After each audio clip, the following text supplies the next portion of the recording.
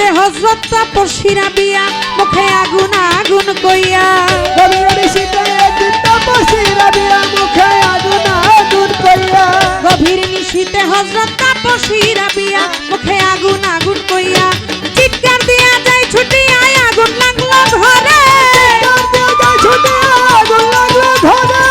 চিৎকার দিয়া যায় ছুটি আয় আগুন লাগলো ঘরে অমর আল্লাহ রে প্রেম জ্বালা নিভাই কেমন করে অমর আল্লাহ রে প্রেম জ্বালা জলে জারণ করে অমর আল্লাহ রে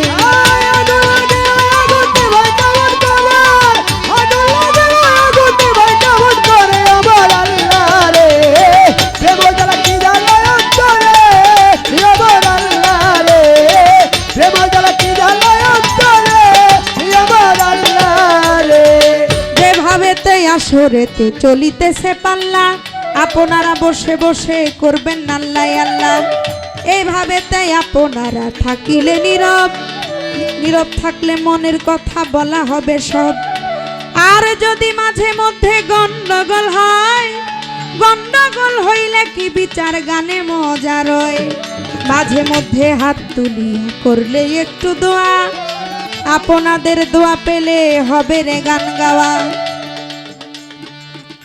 যেভাবেতে প্রশ্ন করে প্রশ্ন মন্দ না আমি ধীরে ধীরে তাহার কথার করব বর্ণনা প্রশ্ন করেছে কি শুরুতে হা হে হু তিন শব্দ ছিল তিন শব্দের মধ্যে তিনজন ছিল আল্লাহ রাসূল আদম তাহলে হাওয়া কোথায় গেল গানের মধ্যে শুনতে পাইলাম হা হে হু শব্দ লইয়া ডিম্বে গোপন হয় কি হা হে হু শব্দ করি ডিম্বে গোপন হয় কাদের গনি এরকম একটা বিষয় বললেন আপনার কাছে আমি বলতে চাই আস্তে ওই যে ডিম্বটা ছিল না যেটার মধ্যে ওই যে হা হে হু ছিল এই ডিম্বটা ফাটছে হা হে হু এই তিনটা শব্দে আর ওই ডিম্বটা কে ছিল এটা আপনি পারলে বললেন কি বলেন আপনারা এই যে আদি আদম বললেন আমার কাদের গনি তিনি হচ্ছে আদি আদম আপনি বললেন আপনার কথার মধ্যে তার মধ্যে হা হে হু এই তিনটা শব্দ এই যে ডিম্বটা যে রাখছে এটা কে ছিল আপনার মুখ দিয়ে বললেন আপনার মুখ দিয়ে বললেন কি বলেন আপনারা এই ডিম্বের খোসাটা ছিল যদি আদি আদম আমার আল্লাহ হয়ে থাকে তাহলে আদি হাওয়া হচ্ছে আমার মা ফাতেমা সুবহানাল্লাহ সুবহানাল্লাহ যদি আদি আদম আমার আল্লাহ হয়ে থাকে তাহলে ফাতেমা হচ্ছে সৃষ্টির শুরু থেকে তিনি আমার মাওলাকে এই যে ডিম্বের মধ্যে রেখেছিল ডিম্বের খোসা ছিল আমার মা ফাতেমা তার বীজল ছিল হাসান হুসাইন ডিমের পর্দা ছিল মাওলা আলী কুসুম ছিল আমার হুজুর পাক সাল্লাল্লাহু আলাইহি ওয়াসাল্লাম আত্মা রূপে ছিল আমার কাদের গনি তাহলে সৃষ্টির শুরুতেই হাওয়া আছে হাওয়া না থাকলে আপনি আদম এনে খাড়ায় সুন্দর মতো গান গাইতে পারতেন না একাল না তাই এই হা হে হু এই তিন শব্দে সেদিন ডিম্ব ফেটেছিল সেখানে ছিল হাওয়া এই ছিল আপনার একটি কথা এবার হাওয়ার সুরত কি প্রশ্ন করেছে আমাকে যে আল্লাহ নিজ সুরতে আদমকে বানিয়েছে তাহলে হাওয়ার সুরত কি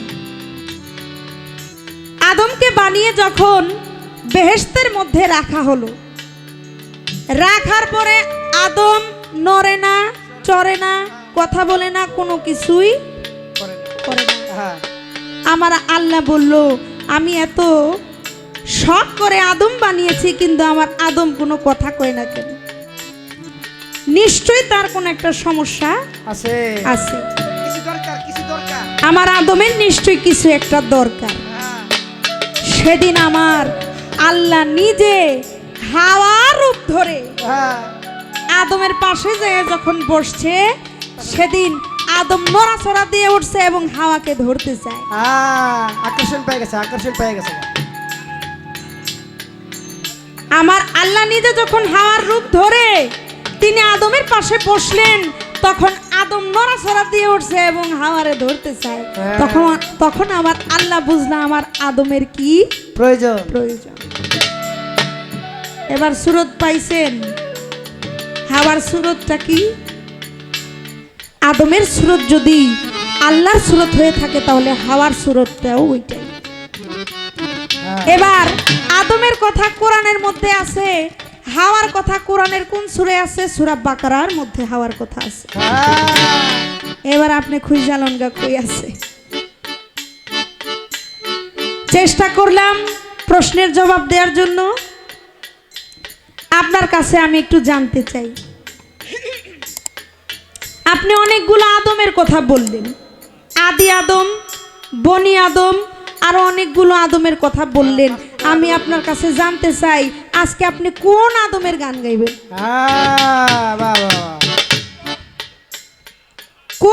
কোন আদমের পালা নিয়ে আপনি আজকে গান করবেন? আদি আদম, বনি আদম, না কি আদম? আপনি 5টা আদমের কথা বলছেন। হ্যাঁ, আপনি কোন আদমের গান আজকে আপনি করবেন? কারণ আমার তো এখান থেকেই প্রশ্ন করতে হবে নাকি? এটা একটু আপনি বলবেন আস্তে। আমার প্রশ্ন কয়টা করছে? 3টা না? 3টা। আমি বাদ থাকবো কেন? না না না, 4টা করবেন, 4টা। না, 4টার দরকার নাই, 3টাই যথেষ্ট। আমি আপনার কাছে জানতে চাই, আল্লাহ আদমকে বানাইবেন, ফেরেশতাদের হুকুম দিলেন যে আদমকে বানাও। আমি আপনার কাছে জানতে চাই, আচ্ছা এর আগে আমি একটু কথা বলি, তা হচ্ছে আমরা যদি কোনো একটা বাড়ি করতে যাই তার ফাউন্ডেশন লাগে না? অবশ্যই। আমরা একটা ইঞ্জিনিয়ারের কাছে যাই, ইঞ্জিনিয়ারের কাছে যে তার কাছে আমরা একটা ম্যাপ আনি যে বাড়িটা কিভাবে বানাবো বা তৈরি করব। ওই ইঞ্জিনিয়ার আমাদেরকে একটা ম্যাপ দেয় যে এইভাবে বানাইলে আপনার ঘরটা অনেক সুন্দর হবে।